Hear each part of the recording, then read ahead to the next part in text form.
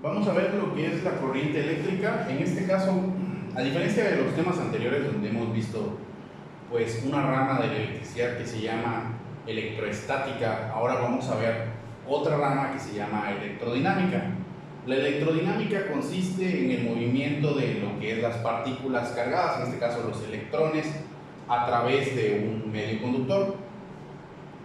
Hace como 200 años, más o menos, se descubrió que a través de un conductor, por ejemplo, esto pongamos que es un cable, ¿ok? Si nosotros agarramos una fuerza electromotriz, mejor conocido como FEM, y la aplicamos en uno de sus lados, la corriente eléctrica, o se va a generar una corriente eléctrica que va a mover electrones a lo largo de este conductor y va a producir lo que se conoce pues, como electricidad. ¿Cómo sucedió esto? ¿Cómo se produjo? Bueno, esto pues ya se iba conociendo desde la época de los griegos.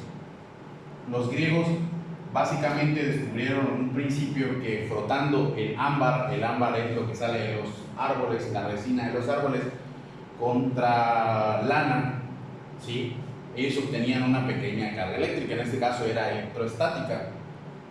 Y posteriormente, muchos años después, Michael Faraday descubrió que si tú haces un pequeño embobinado, un embobinado es agarrar cable cualquiera y enrollarlo, ¿okay?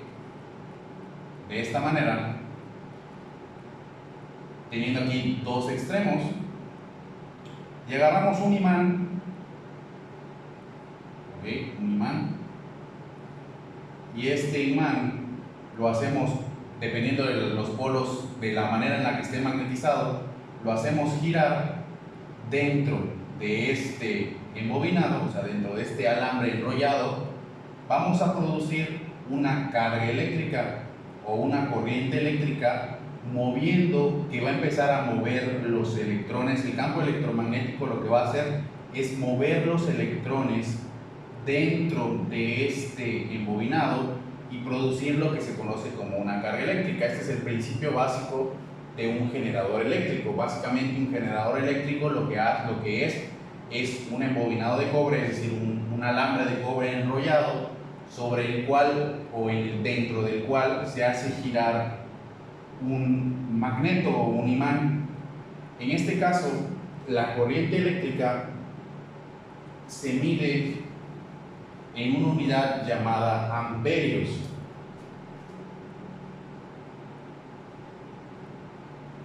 ¿Okay? En este caso, existe una ley importante que tiene que ver con lo que es la corriente eléctrica, llamada la ley de Ohm. La ley de Ohm relaciona tres cosas importantes: la corriente, esto es corriente eléctrica;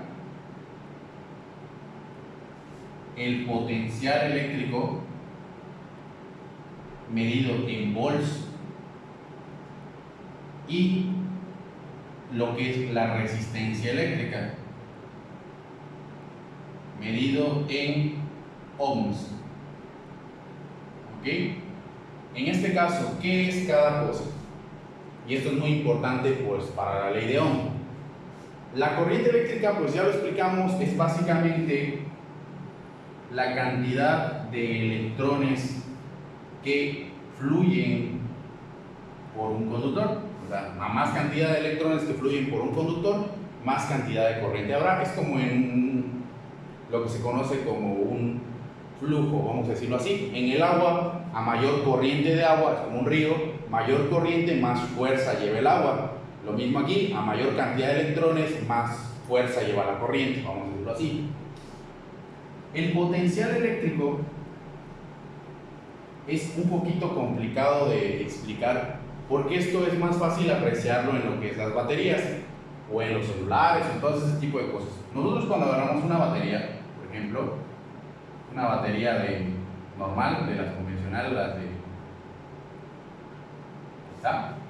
las de AAA, AA, nos daremos cuenta de que tiene una terminal negativa y una terminal positiva. Si nosotros lo ponemos al revés nuestro dispositivo pues no va a funcionar, ¿verdad? Esto se debe a que tiene que ir apropiadamente en esa polaridad. ¿Por qué? Porque en este caso el flujo de la corriente, aquí vamos a hablar de corriente, es en este sentido, es decir, normalmente, o sea, naturalmente la corriente fluye de negativo a positivo, este es el flujo natural. Existe una cosa que se llama flujo convencional, que es básicamente lo que se acordó en todas las cuestiones físicas y eléctricas, que el flujo convencional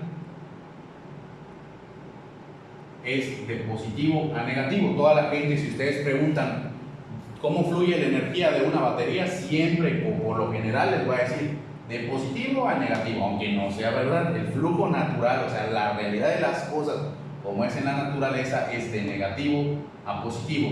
Por eso existen dos tipos de corriente, o sea, dos tipos de dirección de la corriente, la natural y la convencional. Ahora, ya adentrándonos lo que es en el potencial eléctrico, el potencial eléctrico es la diferencia de energía que existe entre las dos terminales. Eso quiere decir que si, por ejemplo, yo digo que aquí hay 3 volts, bueno, en realidad en una pila de ese tamaño debería haber 1.5 volts, ¿ok? Significa que entre esta terminal y esta terminal hay una cantidad de energía medible que es 1.5 volts. Esta unidad de medida es la diferencia de energía que habrá entre este lado y este lado. Significa que por condiciones naturales este lado tiene más capacidad de producir energía que este, y esa diferencia hace que exista este voltaje. ¿Ok? En este caso, ¿dónde podemos ver este tipo de cosas? Por ejemplo, en las baterías, por ejemplo, las baterías de coches es muy evidente. Si yo agarro las dos terminales de la batería de un coche y las junto los dos extremos, voy a ver que empiezan a saltar chispas. Estas chispas es porque la energía de un lado de la batería, ¿sí?, viaja hasta el otro lado, y esta diferencia de energía es lo que hace que exista esta corriente eléctrica. ¿Ok? Y en el caso, ahorita vamos a hablar más acerca de lo que es las baterías y cómo funcionan, porque es importante para esta cuestión. La última cuestión, que es la resistencia, que es muy importante también. La resistencia es la dificultad con la que la corriente viaja a través de un conductor. Por ejemplo, mucha gente piensa que si yo, por ejemplo, aquí tengo cobre, vamos a poner un pedazo de cobre, ¿ok? Y un pedazo de madera, ¿ok? Toda la gente piensa que el cobre, por ser conductor, ¿ok?, va a transmitir la corriente, ¿no? La corriente va a viajar y va a salir, ¿ok? Si yo le meto 1 ampere, va a salir 1 ampere, ¿ok? Eso es lo que piensa la mayoría de la gente, pero no es así. Lo mismo pasa aquí. En la madera todo el mundo piensa que como esto es un aislante, ¿ok?, si yo le meto 1 ampere, aquí va a salir 0 amperes. Pues eso no es del todo cierto. ¿Por qué? Porque en el caso del cobre, el cobre sí es un muy buen conductor. De hecho, creo como el tercero mejor, porque va a oro, creo que es oro, cobre y plata. El orden ahí, quién sabe, tendrán que investigarlo. El oro es el mejor, eso sí, pero por su costo pues no lo utilizamos para poner cables, ¿verdad?, porque sería mucho gasto. Cosa importante, al cobre tener una resistencia, aunque sea muy pequeñita, conforme más viaje o más largo sea el conductor, este amper se va a ir perdiendo a lo largo del conductor. Es decir, ya no van a salir 1 amper, sino a lo mejor sale 0.9999 amperes. Y tal vez porque es muy corto pierde muy poquito.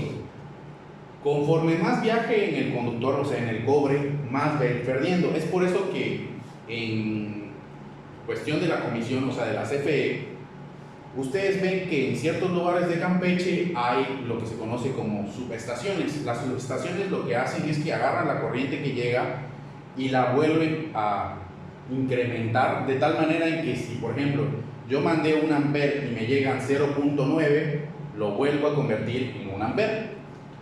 Y así, básicamente regulan que la corriente se mantenga estable. En el caso de la madera, todo el mundo piensa que, pues si me paro sobre una madera no me pasa nada. Mentira. ¿Por qué?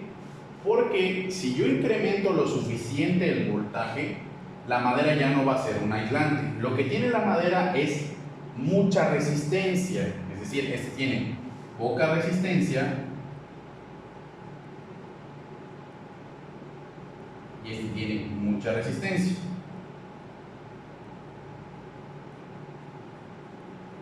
Si yo me paro sobre una madera, pero por ejemplo me cae un rayo, aún así, como el rayo tiene una gran cantidad de corriente, lo que va a hacer es que va a traspasar la madera y va a seguir la corriente hacia la tierra.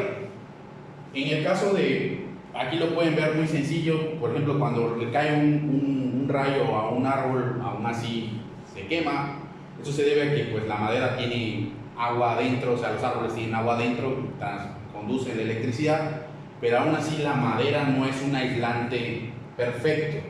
O sea, no existe en la naturaleza un conductor perfecto ni un aislante perfecto. Eso quiere decir que todos los materiales con la suficiente cantidad de corriente pueden transmitir la energía eléctrica.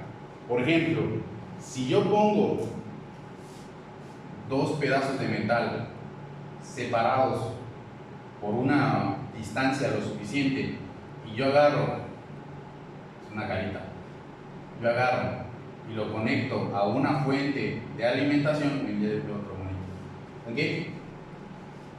A una fuente de alimentación y empiezo a subir la corriente, va a llegar a un cierto punto en que el aire que separa estas 2 terminales va a ser lo suficientemente conductor para que la corriente brinque de acá hacia acá, ¿ok? En este caso va a formar lo que se conoce en física como un arco voltaico. Al subir el voltaje, subir la corriente aquí, va a brincar la corriente a través del aire. Eso quiere decir que realmente no existe un conductor perfecto ni un aislante perfecto. Por lo tanto, estas 3 medidas podemos decir que están relacionadas entre sí. ¿Cómo están relacionadas entre sí? Por lo que se conoce como la ley de Ohm.